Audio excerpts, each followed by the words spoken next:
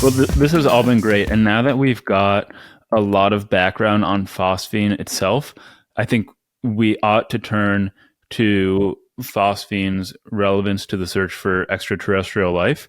But first, in doing so, we should start with Earth. And how is phosphine produced by organic, well, by life on Earth? And what sort of life is it associated with? Because I gather that this is very significant for its relationship to the search for extraterrestrial life on exoplanets. Indeed. Yes, I mentioned when I first started looking into phosphine, it was really the corners of human knowledge beyond kind of Jupiter and Saturn.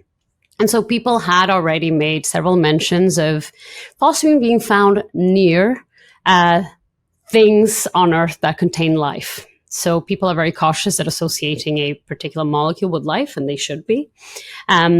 We have now got things like petri dishes with bacteria who then phosphine appears. So it's a pretty safe relationship.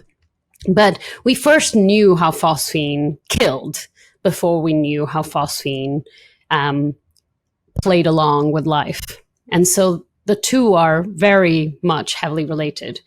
Phosphine kills by kind of messing with oxygen metabolism, which we do all the time. And everything we like and love uses oxygen metabolism. And phosphine really, really does a number on that process. And so that's what makes it an effective killer. But that's also what makes it completely harmless to life that doesn't metabolize oxygen. Now on Earth, this life, anaerobic life, is very much in the shadows and really poorly studied. So I think if you break down like the amount of money or number of kind of PhD theses done on all life on Earth, and you break it down by life that it's aerobic, so uses oxygen, and life that avoids oxygen, anaerobic, it is really disproportionate. There's a lot less of that life, but even accounting for that, we really don't study it. That's because it's always in horrible places. Anaerobic life is in swamps, at the bottom of lakes. It is in everyone's butts. Like, these are not places people are rushing to go and look at. And so we avoid it. But these are rich worlds. Your intestines and that of every animal is world in itself, with many species working together or not, but a rich ecosystem that just doesn't care for oxygen. In fact, when oxygen comes in, it's deadly. And in these places, phosphine is produced. So you mentioned at the beginning of our conversation that you had phosphine within you, and it's within you, but kind of on the outside.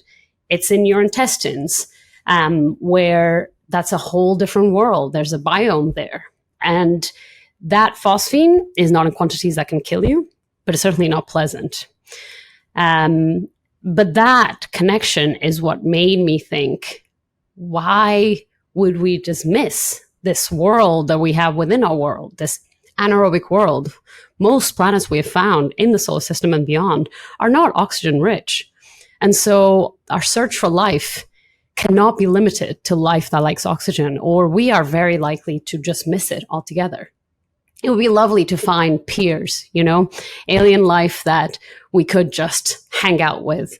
But the odds of that are very slim. And so phosphine and other molecules produced by anaerobic life seem like a really good starting point, because this is a second data point on Earth. People often complain in the search for life, we really only have one data point, but that's not true. Even on modern Earth, we have these two data points. And then there's the whole history of life on Earth to give us more. And so it was this concept of phosphine, a very difficult molecule to create. So it has very few false positives for life, because it's not likely to just happen spontaneously and hang around. But on Earth is only produced by life with enormous effort. Sometimes so you can use it as a biological weapon, and sometimes by anaerobic life that doesn't mind having it around, though it is still a mystery why it is making phosphine.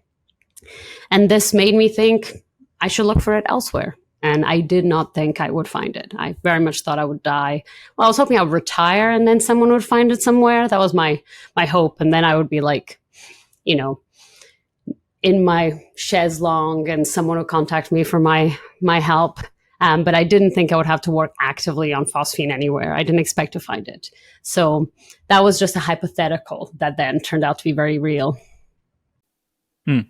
So you mentioned that oxygen is vital in our atmosphere for much of the life that our planet sustains, and that if we found it on other planets, that would be a prima facie reason for thinking life might be there, at least in so much as extraterrestrial life might resemble human life, which is, I mean, a major assumption.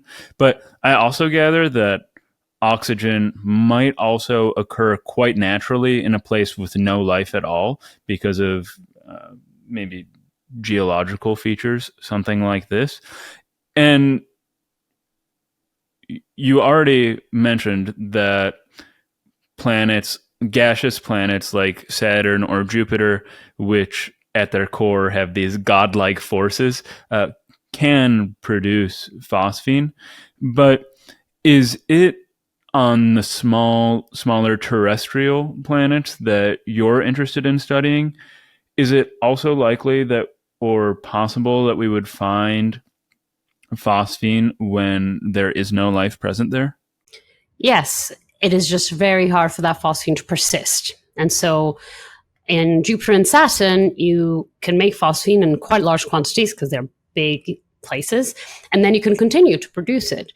On Earth, the only things capable of kind of putting in the work to make a molecule like phosphine that is so hard to make are things like industrial labs, a sign of life, anaerobic life, a sign of life, or sometimes in very small quantities, you can get things like lightning or volcanoes, so really intense short bursts of energy. You can also make phosphine. But then on Earth, it has about a 28-hour lifetime. And so within a day-ish, phosphine is gone again. And so you need to constantly be supplying it to be able to detect it. And so when I was modeling all of these potential planets that could have phosphine being produced, I was only able to detect that phosphine if it was constantly being replenished. And if it was made in quantities that volcanoes and lightning just can't make, even if there's a lot of volcanic activity and a lot of lightning. And so it's not that phosphine can only be made by life, but any detectable amounts of phosphine can only be made by life, at least as far as we know.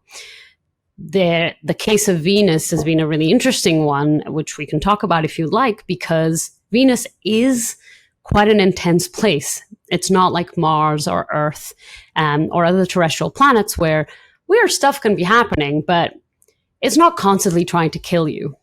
But Venus is a really, it's somewhere between a placid Mars where nothing happens and a Jupiter-like planet where there's so much happening.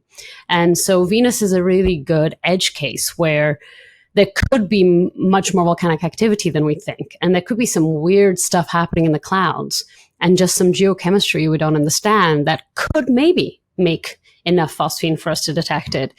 And even in a place like that, we're still really struggling to find a non-biological production mechanism because it's really hard to make phosphine. It's not a molecule that wants to be made.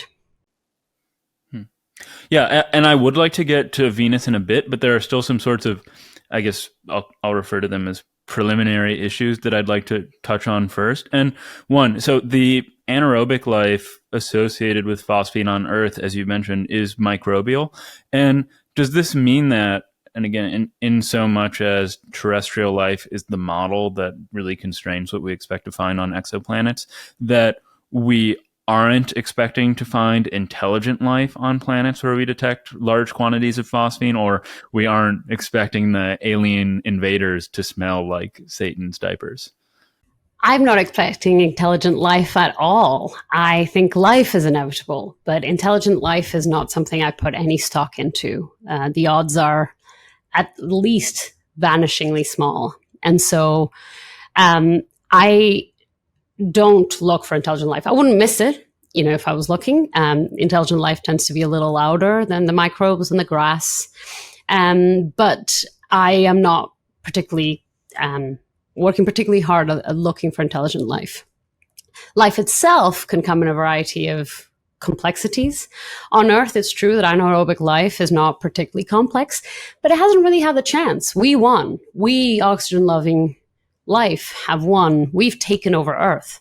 Earth used to be very friendly to anaerobic life, but we terraformed it in our image. We changed our atmosphere to be filled with oxygen. And life did that. And when it did that, it was the biggest massacre. It killed everything that couldn't handle an oxygen-rich atmosphere. And so we are the survivors of that particular war. And so I don't want us to make the mistake of thinking that history is inevitable. We won. We have an oxygen-rich environment, and the life that thrives in it is oxygen-rich. But it's not like anaerobic life has a fighting chance on this planet. That doesn't mean on other planets it wouldn't have. The limits to complexity, depending on your biochemical choices and the environment you're in, are likely different. But we don't know. We don't know how far anaerobic life could have gone had we not ruined its planet.